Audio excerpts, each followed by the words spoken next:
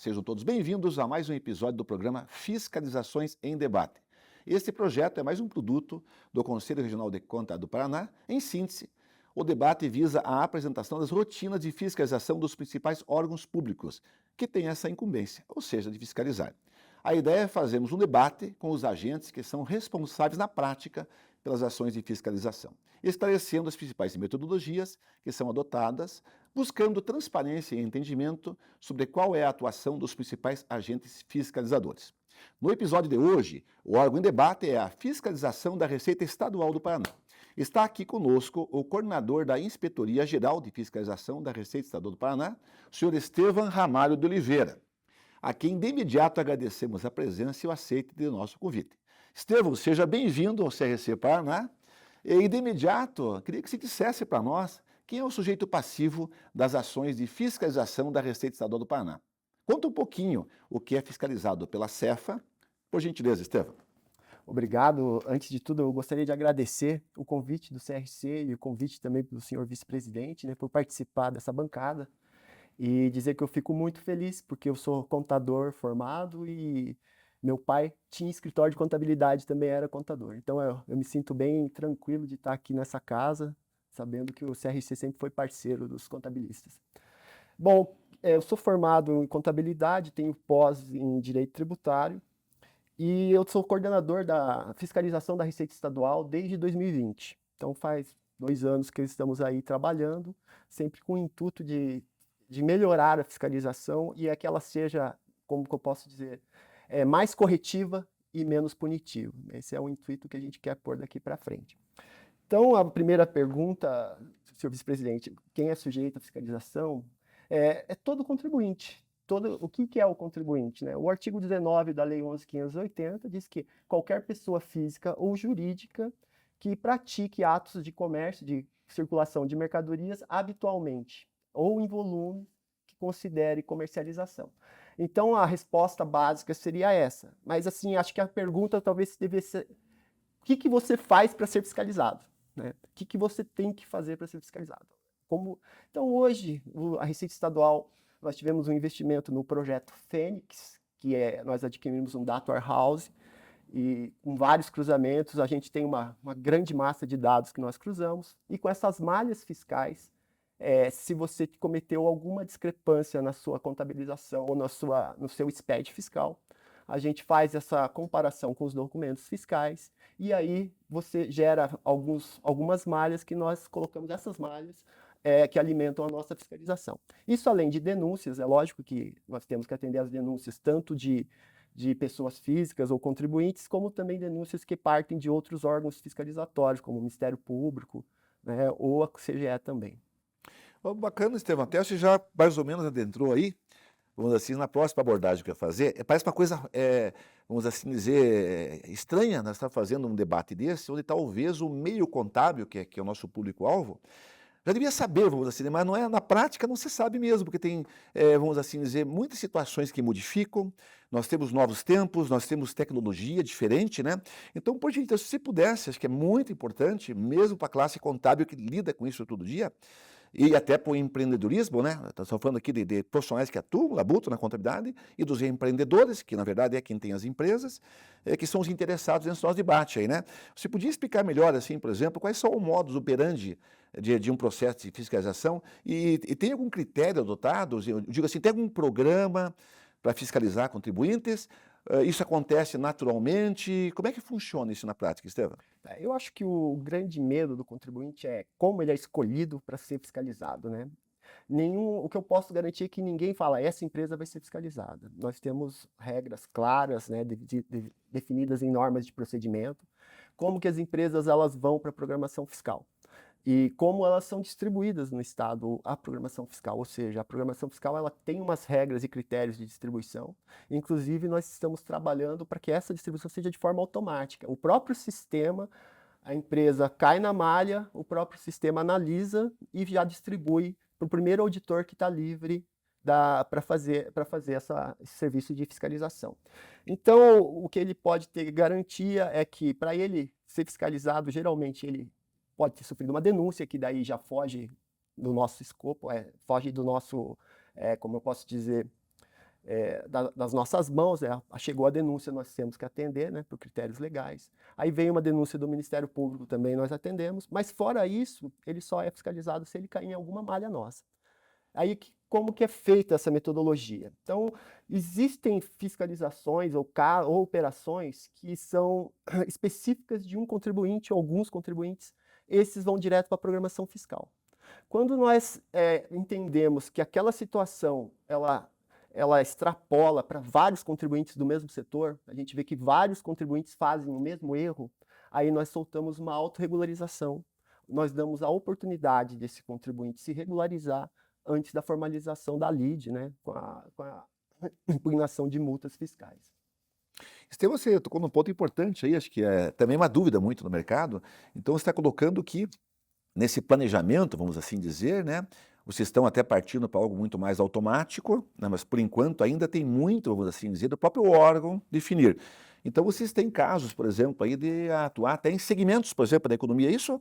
Sim. Explique um pouquinho para nós sobre isso, por gentileza. Quando nós verificamos que uma situação, ou por denúncia, ou por malha, acontece com vários contribuintes do mesmo segmento, o que nós fazemos? Nós optamos primeiramente por fazer uma autorregularização, que a ideia do fisco é que o contribuinte pague o imposto, não é que o fisco faça autos de infração. Então, a nossa ideia é oferecer ao contribuinte, proporcionar ele poder recolher esses valores, né, sem a necessidade de um auto de infração. Então, agora, quando nós achamos assim, mas essa é uma situação específica, que é uma empresa ou duas empresas que fazem, aí a gente trata com a programação fiscal. Mas no futuro a gente pretende evoluir e dar uma forma de autorregularização para essas empresas também, sempre dando oportunidade de se autorregularizar antes da ação fiscal efetiva.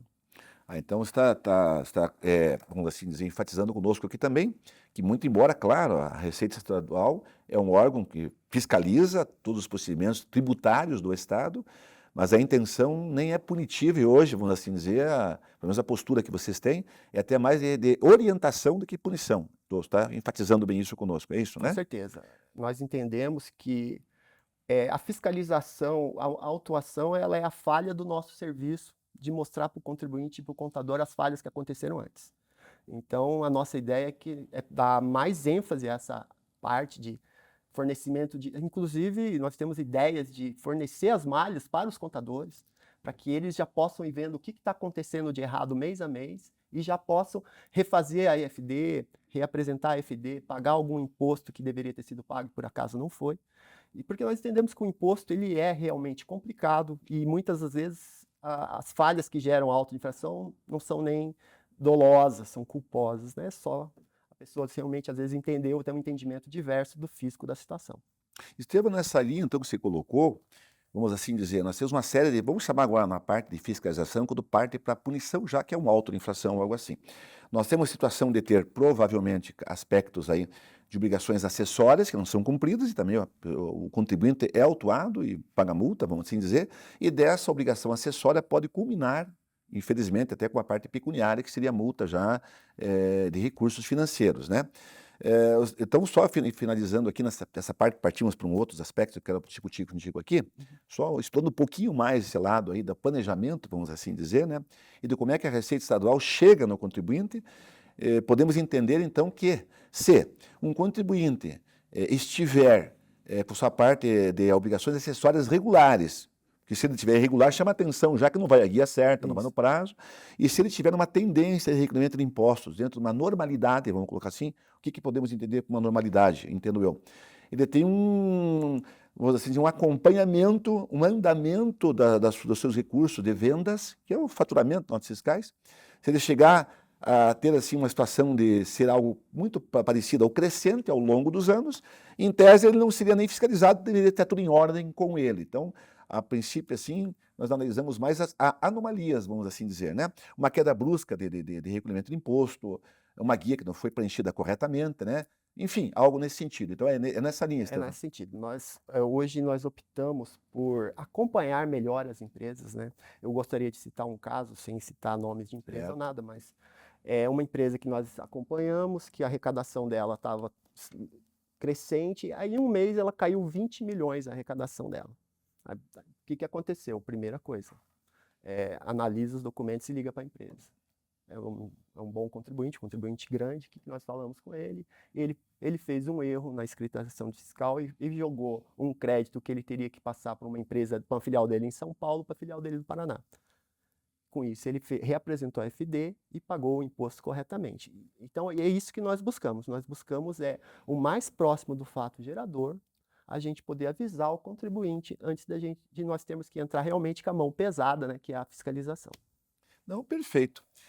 Me diga uma coisa, Estevão. Então, ok, já exploramos um pouquinho, né, como é que o modus operandi, como é que funciona, vamos assim dizer, esse planejamento da fiscalização, né, e o acompanhamento mais de perto do contribuinte, né? Qual que é, vamos assim dizer, existe algum ato regulatório? Qual que são vamos dizer, a legislação específica que é coberta, vamos assim dizer, todos esses procedimentos fiscalizatórios, por gentileza, Estevão? Bom, o Estado do Paraná, ele está na vanguarda, eu posso dizer, porque nós temos uma lei de proteção ao contribuinte, a Lei 107, a Lei Complementar 107 de 2005, onde o fisco ele tem várias regras que ele segue durante a fiscalização do contribuinte. Então, com base nessa lei, foram criadas NPAs e NPFs que os auditores eles têm que cumprir quando estão fazendo uma fiscalização.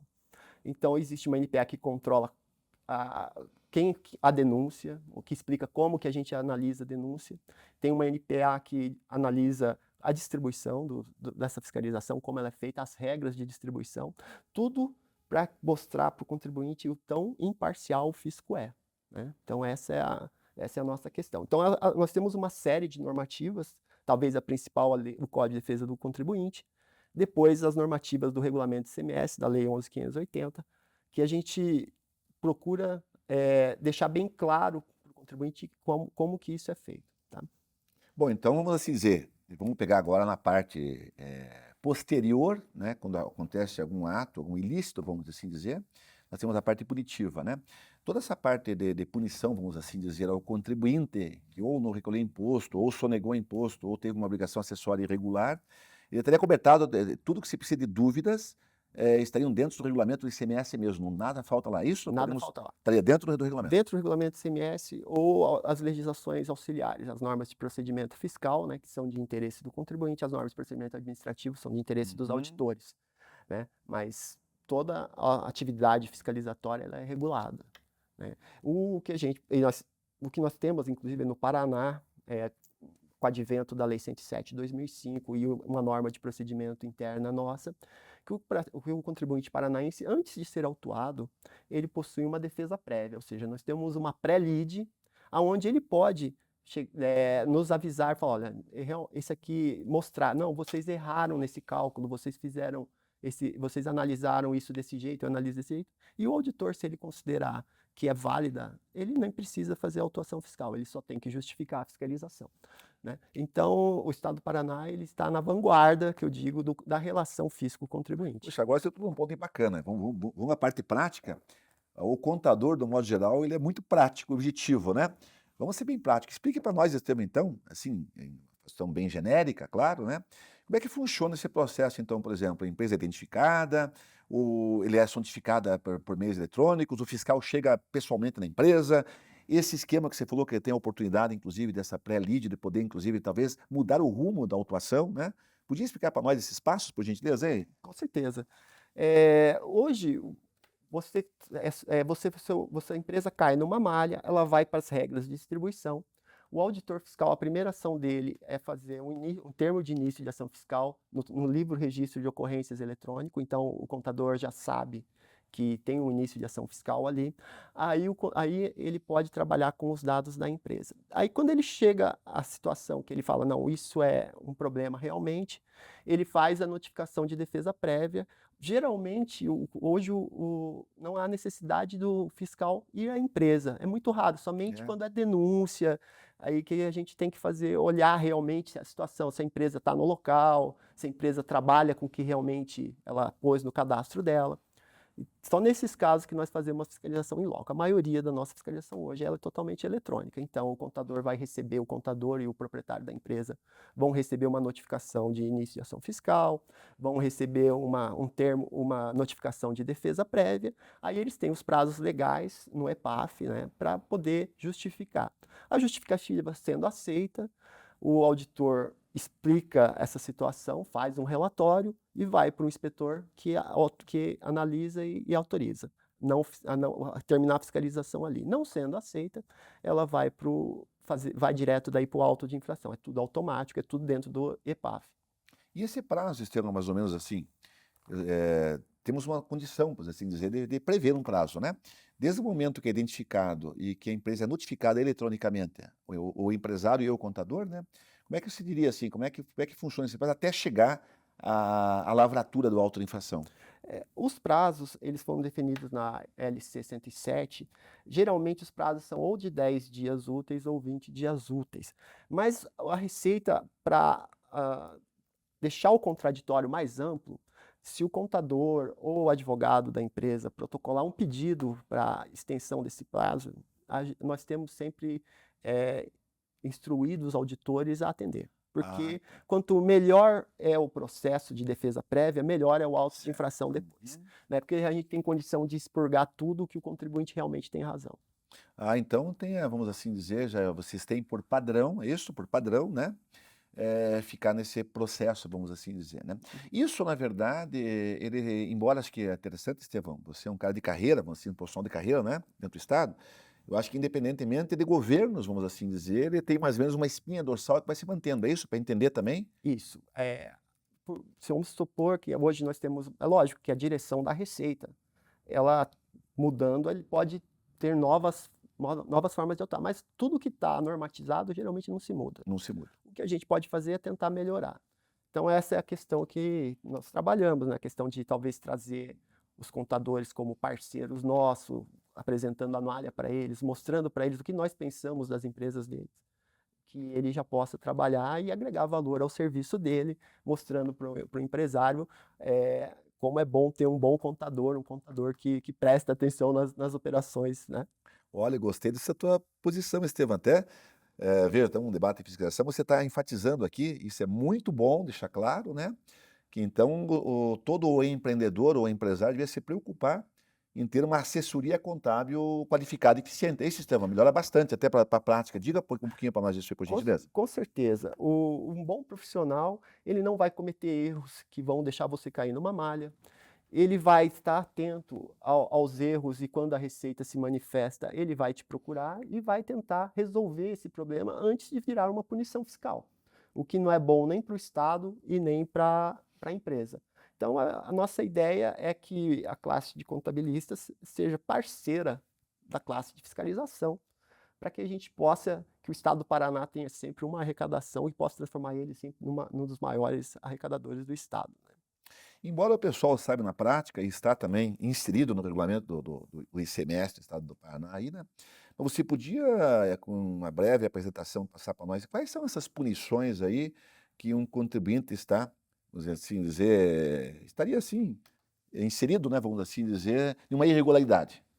Quais seriam as punições? Certo. O artigo 55 da Lei 11.580, ele é descritivo, então ele fala a infração e a penalidade já. Então ele é bem prático, né? Então nós temos infrações que vão desde 40% do valor do imposto até 30% do valor da operação. Então é lógico que numa fiscalização como a gente faz geralmente exercícios fechados, uma questão até que eu gostaria de comentar, geralmente nós fazemos 5 anos de exercício fechado, mas eu acho particularmente que a gente deveria trabalhar com fatos geradores um pouco mais próximos. Então a nossa ideia que a gente consiga trabalhar com fatos geradores mais próximos. Entende-se que essas multas são aplicadas, vamos supor, você tem 1 ano de operações ocultas ao fato gerador de ICMS. Vai gerar uma multa de 30% sobre o valor dessas operações. Você está falando em caso de sonegação, então, vamos dizer, a Sonegação. palavra mais técnica. A palavra mais técnica. Sonegação. Porque às vezes a sonegação não vem nem do dolo, vem às vezes da culpa, né? Uma falha de um entendimento.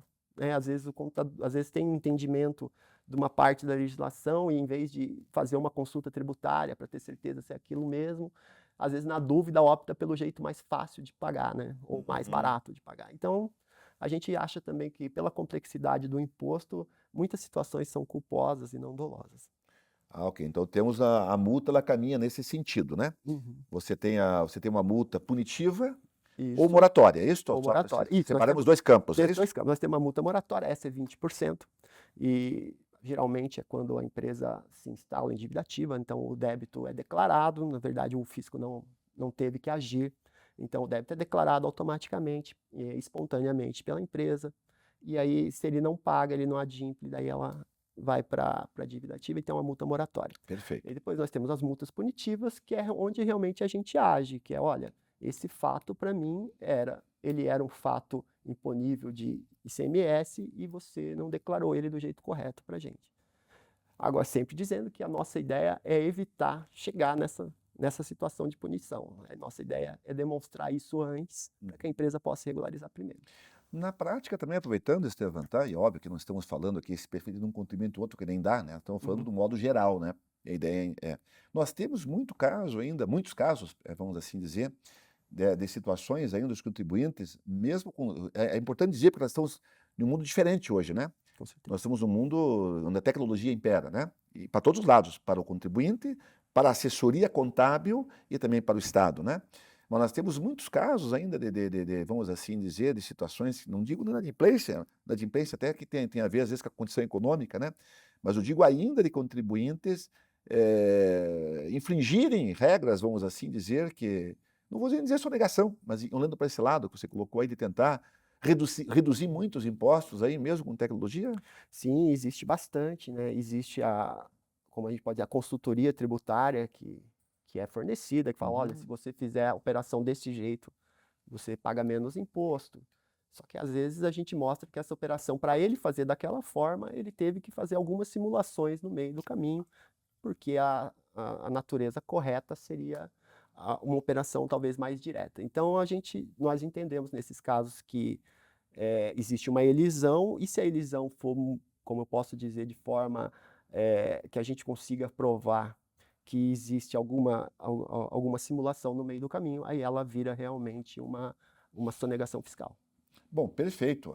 Veja, talvez fosse motivo de um outro debate, né, Estevam, que podemos pensar para frente, né? Mas assim, a gente olhando na prática, a tributação de todas as áreas, né? Vamos colocar aí, vou colocar em cima federal, estadual e municipal. Vamos tratar do estadual aqui. O federal também tem problemas, que eu diria assim, por incrível que pareça, o PIS e COFINS está tão complexo quanto o ICMS hoje, né? Vocês devem saber disso, né? Mas ainda é muito complexa a legislação dos estados. E mais ainda, vamos mexer um pouquinho aqui, né, Estevam? Uhum. Até para ver da tua ótica, né? Principalmente interferências estaduais, né? Onde temos hoje legislações diferentes. Santa Catarina, São Paulo, temos os incentivos que complicam também, né? Principalmente, vamos assim dizer, esse trânsito de mercadorias que tem que existir na prática, né? Uma mercadoria tem que transitar, vamos assim dizer, no modo geral. Não adianta só, vamos assim dizer, você mudar, vamos assim dizer, a transferência da propriedade, que é a venda, né? Com a nota fiscal, mas também você tem o aspecto do trânsito, né? Então, acho que nós temos muita complexidade, né, que dificulta bastante isso, né, Estevam?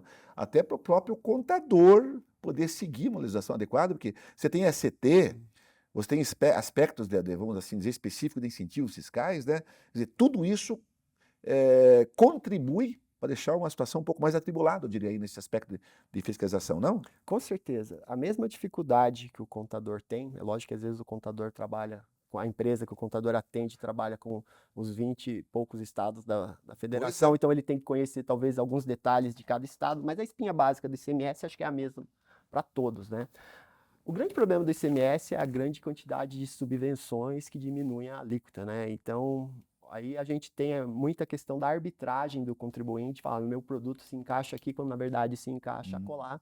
Certo. E a alíquota cai de 18 para 12 naquela situação.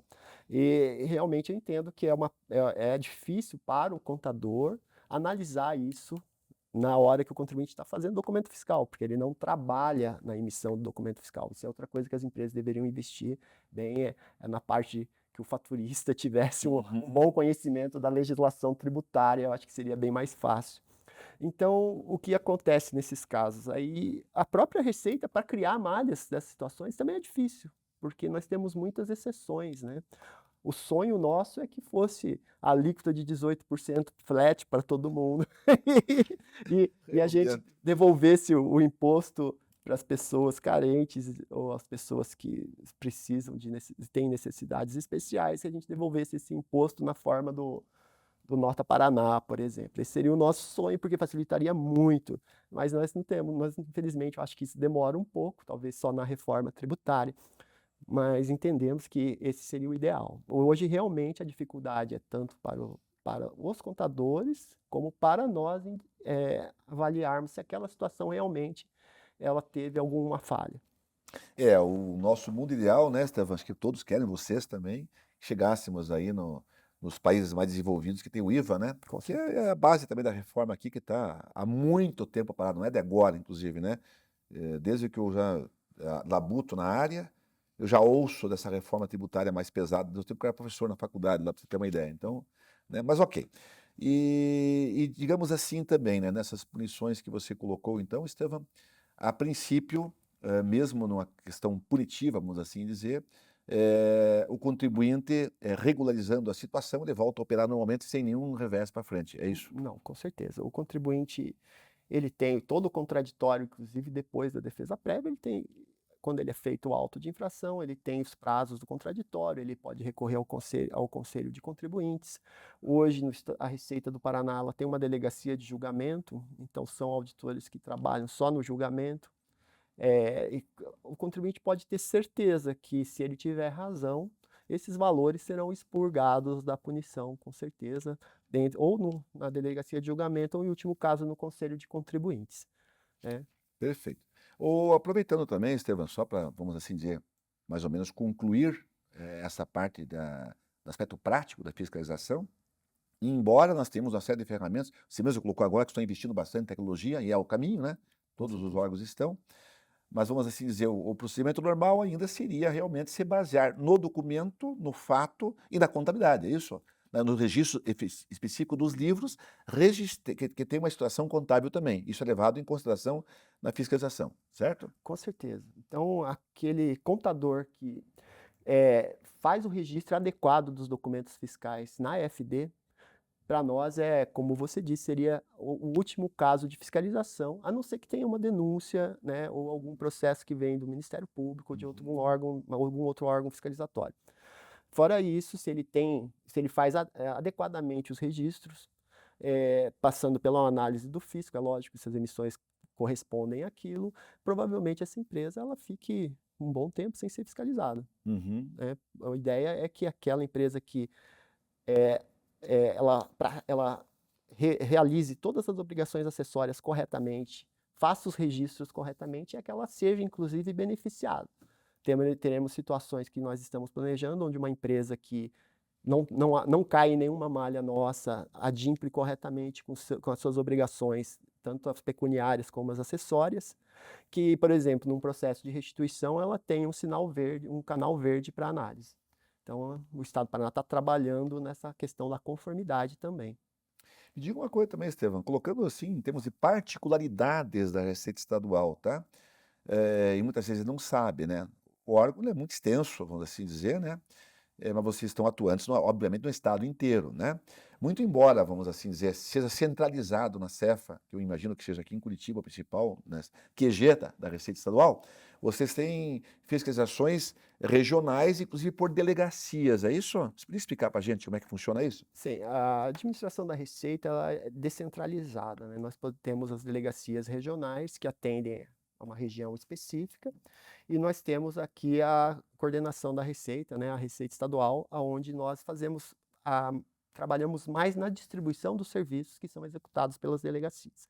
Então, na verdade, os auditores da Inspetoria Geral de Fiscalização, eles analisam as situações que vão alimentar a programação fiscal para as delegacias fazerem o atendimento. E aí, hoje, com o advento do documento fiscal eletrônico, não há necessidade do auditor, por exemplo, lotado em Londrina, fiscalizar só empresas de Londrina. Então, nós optamos, geralmente, que as fiscalizações de empresas de uma determinada regional vá para outra regional.